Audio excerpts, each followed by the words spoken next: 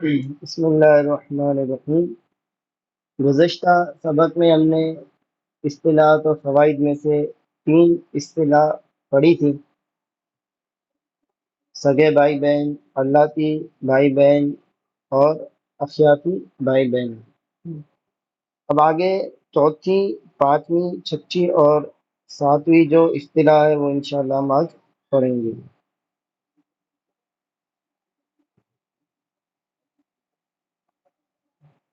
جد صحیح کسے کہتے ہیں؟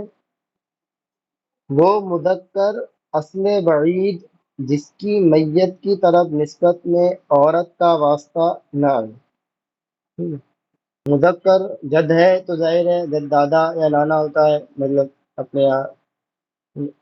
تو اب یہ مذکر ہوگا اصل بعید۔ اصل بعید کی تعریف انشاءاللہ آگے بیان کرتا ہوں۔ تو وہ مذکر اصل بعید جس کی میت کی طرف نسبت میں کیا ہے؟ عورت نہ ہے۔ ٹھیک ہے، جیسے مثال کے طور پر دادا، پردادا، سپر دادا، لکڑ دادا، اوپر تک جتنے بھی جو بھی دادا آتے جائیں۔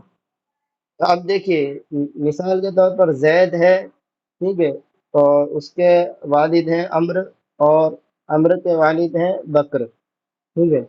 تو اب زید اگر میت ہو، ٹھیک ہے، تو اس کا جو دادا ہے، ظاہر ہے دادا کی جو نسبت زید کی طرف ہے وہ باپ کے واسطے سے ہے، ٹھیک ہے، تو باپ مذکر ہے، عورت نہیں ہے، ٹھیک ہے۔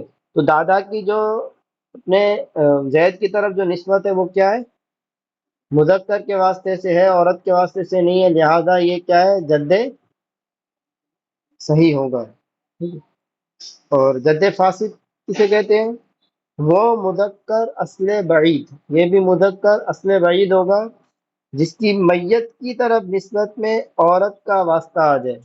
تو مذکر اصل بعید جس کے میت کی طرف نسبت کرتے میں عورت کا واسطہ آ جائے، ٹھیک ہے۔ جیسے عورت کا واسطہ کس میں آئے گا؟ نانا، ٹھیک ہے، پر نانا، اوپر تک۔ تو نانا جیسے میں ابھی مثال دی، تو زید ہے، ٹھیک ہے، اس کی والدہ ہے، اور مثال کے طور پر زید ہے، اس کی والدہ ہندا ہے، ٹھیک ہے، اور اس کے والدہ کا جو والد ہے وہ بکر ہے، تو زید کا وہ نانا ہوا، ٹھیک ہے۔ تو اب یہ جو نسبت ہے، دیکھیے، اس کی نانا کی بکر کی جو زید کی طرف نسبت ہے وہ اس کی والدہ کی واسطے سے، عورت کے واسطے سے۔ تو اب یہ جد ہے اور جد فاسد ہے کہ اس کی جو نسبت ہے میت کی طرف وہ کیا ہے؟ عورت کے واسطے سے۔ اب نانا، پر نانا، اوپر تک یہ سب کیا ہے؟ آ جائے گا۔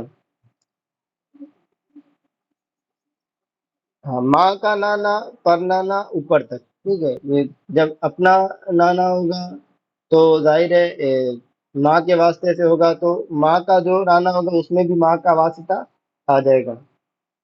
اسی طرح دادی کا باپ، دادا، نانا، اوپر تک۔ دادی کا باپ ہے تو دادی کے واسطے سے وہ کیا ہے؟ ہمارا اس کا رشتہ ہوگا، تو یہ بھی کیا ہے؟ جد فاسد میں آ جائے گا۔ تو دادی کا باپ، دادا، نانا، اوپر تک آ جائے گا۔ اب دیکھیں یہاں پر اصل بعید کی بات آئی تھی کہ مذکر اصل بعید ہوگا، جد صحیح ہو چاہے جد فاسد ہو، دونوں میں مذکر اصل بعید ہے۔ تو مذکر تو سمجھ میں آتا ہے، ٹھیک ہے، مرد۔ اصل بعید کی تعریف حاشیے میں نیچے دی ہوئی ہے۔ اصل معنی، اصل فرع تو جانتے ہیں، اصل جس سے ہم ہوتے ہیں اس کو اصل کہتے ہیں۔ تو وہ اصل جس کی فرع کی طرف نسبت میں کوئی واسطہ ہو، ٹھیک ہے، وہ اصل جس کی فرع کی طرف نسبت کرتے ہوئے کوئی واسطہ ہو، جیسے پوتے پوتیوں اور نواسے نواسیوں کے لیے دادا دادی اور نانا نانی۔ تو پوتا ہے، ٹھیک ہے، اس کا اصل باپ بھی ہے اور دادا بھی ہے، ٹھیک ہے۔ تو دادا جو پوتے کے لیے جو اس کی نسبت ہے فرع، پوتا کیونکہ دادا کے لیے فرع ہے، تو یہ جو نسبت ہے یہ کیا ہے؟ اس میں باپ کا واسطہ ہے۔ تو یہ اصل ہوا اور اصل بعید ہوا کہ اس میں بیچ میں ایک واسطہ آ رہا ہے۔ اسی طرح نواسے نواسیوں کے لیے نانا نانی، ٹھیک ہے، تو اس میں بھی کیا ہے؟ واسطہ آ جاتا ہے، ماں کا واسطہ آ جاتا ہے۔ اور جس اصل کی فرع کی طرف نسبت میں کوئی واسطہ نہ ہو وہ اصل قریب ہے، ٹھیک ہے، جیسے بیٹے بیٹیوں کے لیے ماں باپ۔ تو ماں باپ یہ اصل ہیں، اور کیا ہے اس میں بیٹے بیٹوں کے بیچ میں کوئی واسطہ نہیں ہے، ڈائریکٹ ہے، تو وہ اصل قریب ہیں۔ اسی پر قیاس کرتے ہوئے فرع بعید اور فرع قریب کو بھی سمجھا جا سکتا ہے، ٹھیک ہے۔ تو آپ یہاں جیسے جو جو فرع اصل کی طرف نسبت کرتے ہوئے کوئی واسطہ ہو، جس فرع کا اصل کی طرف نسبت کرتے ہوئے کوئی واسطہ ہو تو وہ فرع بعید ہو جائے گا، اور جس فرع کا اصل کی طرف نسبت کرتے ہوئے کوئی واسطہ نہ ہو تو وہ کیا ہوگا، فرع قریب ہو جائے گا، ٹھیک ہے۔ تو یہ ہو گیا جد صحیح اور جد فاسد کی اصطلاح۔ اب دیکھیے جدہ صحیحہ اور جدہ فاسدہ۔ جدہ صحیحہ کسے کہتے ہیں؟ وہ مؤنث اصل بعید جس کی میت کی طرف نسبت میں جد فاسد کا واسطہ نہ آئے۔